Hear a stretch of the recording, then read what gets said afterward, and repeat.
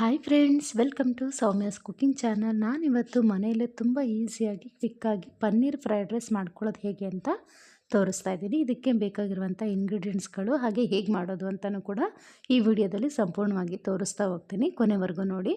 ಇಲ್ಲಿ ನಾನು ಒಂದು ಪಾತ್ರೆ ತೊಗೊಂಡಿದ್ದೀನಿ. ಅದಕ್ಕೆ ಒಂದು 2 ಸ್ಪೂನಷ್ಟು ಕುಕ್ಕಿಂಗ್ ಆಯಿಲ್ನ ಸೇರಿಸ್ಕೊಂಡಿದ್ದೀನಿ. ಹಾಗೆ ಪನ್ನೀರ್ನ ಕ್ಯೂಬ್ಸ್ ಆಗಿ ಕಟ್ ಮಾಡಿ ಇಟ್ಕೊಂಡಿದ್ದೀನಿ. ಸೊ ನಾನು ಇದನ್ನ ಫಸ್ಟು ಪನ್ನೀರನ್ನ ಫ್ರೈ ಮಾಡ್ಕೋತೀನಿ. ಈ ಥರ ಮಾಡೋದ್ರಿಂದ ಪನ್ನೀರು ತುಂಬಾ ಕ್ರಿಸ್ಪಿಯಾಗಿ ಸ್ಪಾಂಜಿಯಾಗಿ ಬರುತ್ತೆ. ಸೊ ಹಾಗೆ ಟೇಸ್ಟು ಕೂಡ ತುಂಬಾ ಚೆನ್ನಾಗಿರುತ್ತೆ. ಹಾಗಾಗಿ ನಾನಿಲ್ಲಿ ಫಸ್ಟು ಪನ್ನೀರನ್ನ ಫ್ರೈ ಮಾಡಿಕೊಂಡು ಒಂದು ಬೌಲ್ಗೆ ಎತ್ತಿಟ್ಕೊತಾ ಇದ್ದೀನಿ. ಆನಂತರ ಇದನ್ನು ನಾನು ಯೂಸ್ ಮಾಡ್ಕೋತೀನಿ. ಈಗ ಎಕ್ಸ್ಟ್ರಾ ನಾನು ಆಯಿಲ್ ಏನೂ ಹಾಕ್ತಾಯಿಲ್ಲ. ಫ್ರೈಡ್ ರೈಸ್ ಮಾಡ್ಕೊಳ್ಳೋದಕ್ಕೆ ಇರೋ ಆಯಿಲ್ಗೆ ಇಲ್ಲಿ 2 ಹಸಿಮೆಣ್ಸಿನ್ಕಾಯಿನ ಉದ್ದದಾಗಿ ಕಟ್ ಮಾಡಿ ಹಾಕ್ಕೊಂಡಿದ್ದೀನಿ.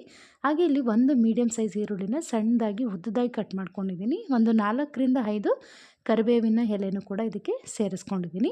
ಮನೇಲಿ ಮಾಡಿದಂತಹ ಶುಂಠಿ ಬೆಳ್ಳುಳ್ಳಿ ಪೇಸ್ಟ್ ಅದನ್ನು ಕೂಡ 1 ಸ್ಪೂನಷ್ಟು ಹಾಕ್ಕೊಂಡು ಹಸಿ ವಾಸನೆ ಹೋಗೋವರೆಗೂ ಫ್ರೈ ಮಾಡ್ಕೋತೀನಿ. ಇಲ್ಲಿ ತರಕಾರಿಗಳು ಬಂದು ಕ್ಯಾಪ್ಸಿಕಮ್ಮು ಹಾಗೆ ಎಲೆಕೋಸು ಇದನ್ನು ಕೂಡ ಸಣ್ಣದಾಗಿ ಉದ್ದದಾಗಿ ಕಟ್ ಮಾಡಿಕೊಂಡು ಇದನ್ನು ಸೇರಿಸ್ಕೊತಾ ಇದ್ದೀನಿ. ತರಕಾರಿಗಳನ್ನ ನಾವು ಆದಷ್ಟು ಅರ್ಧ ಬೇಯಿಸ್ಕೊಂಡಾಗ ಫ್ರೈಡ್ ರೈಸಲ್ಲಿ ಚೆನ್ನಾಗಿರುತ್ತೆ, ತಿನ್ನೋದಕ್ಕೂ ಒಂದೊಳ್ಳೆ ಕ್ರಿಸ್ಪಿಯಾಗಿ ಸಿಗುತ್ತೆ. ಸೊ ಇದಕ್ಕೆ ರುಚಿಗೆ ಎಷ್ಟು ಬೇಕು ಅಷ್ಟು ಉಪ್ಪು ಸೇರಿಸ್ಕೊಂಡು ಮೀಡಿಯಮ್ ಫ್ಲೇಮಲ್ಲಿ 1ರಿಂದ 2 ನಿಮಿಷಗಳ ಕಾಲ ನಾನು ಚೆನ್ನಾಗಿ ಫ್ರೈ ಮಾಡ್ಕೋತೀನಿ. ಆವಾಗಲೇ ಹೇಳಿದಾಗೆ ಈ ಥರ ಮಾಡೋದ್ರಿಂದ ಒಂದೊಳ್ಳೆ ಟೇಸ್ಟ್ ಸಿಗುತ್ತೆ ಫ್ರೈಡ್ ರೈಸಲ್ಲಿ. ಸೊ ಹಾಗಾಗಿ ಇಲ್ಲಿ ನಾನು ನೆಕ್ಸ್ಟು ಬಂದು ಒಂದು 1/4 ಸ್ಪೂನಷ್ಟು ಸೋಯಾ ಸಾಸ್ನ ಇದಕ್ಕೆ ಆ್ಯಡ್ ಮಾಡ್ಕೋತೀನಿ. ನಂತರ ನಾನಿಲ್ಲಿ ಪನ್ನೀರನ್ನ ಫ್ರೈ ಮಾಡಿ ಇಟ್ಕೊಂಡಿದ್ದೆ. ಸೊ ಅದನ್ನು ಕೂಡ ಈಗ ಸೇರಿಸಿ ನೀಟಾಗಿ 1 ನಿಮಿಷ ನೀಟಾಗಿ ಮಿಕ್ಸ್ ಮಾಡ್ಕೋತೀನಿ. ಈ ಥರ ಮಾಡೋದ್ರಿಂದ ಪನ್ನೀರು ಕೂಡ ಉಪ್ಪು ಖಾರ ಹುಳಿ ಎಲ್ಲನೂ ಹಿಡಿಯುತ್ತೆ. ಸೊ ಹಾಗಾಗಿ ನಾನು ರೈಸ್ನ ಫಸ್ಟೇ ಮಾಡಿಟ್ಕೊಂಡಿದ್ದೆ. ಹಾಗಾಗಿ ಈಗ ಡೈರೆಕ್ಟಾಗಿ ರೈಸ್ ಸೇರಿಸ್ಕೊಂಡು ನೀಟಾಗಿ ಮಿಕ್ಸ್ ಮಾಡ್ಕೋಬೇಕು. ಇಲ್ಲಿ ನಾನು ತೋರಿಸ್ತಾ ಇರೋದು ಬಂದು 2ರಿಂದ 3 ಜನಕ್ಕೆ ಆಗುವಷ್ಟು. ನೀವೇನಾದರೂ ಜಾಸ್ತಿ ಜನಕ್ಕೆ ಯೂಸ್ ಮಾಡ್ಕೊಳ್ಳೋದಾದರೆ ಇನ್ನು ಸ್ವಲ್ಪ ಇಂಗ್ರೀಡಿಯೆಂಟ್ಸ್ಗಳನ್ನ ಜಾಸ್ತಿ ಹಾಕ್ಕೊಳ್ಳಿ.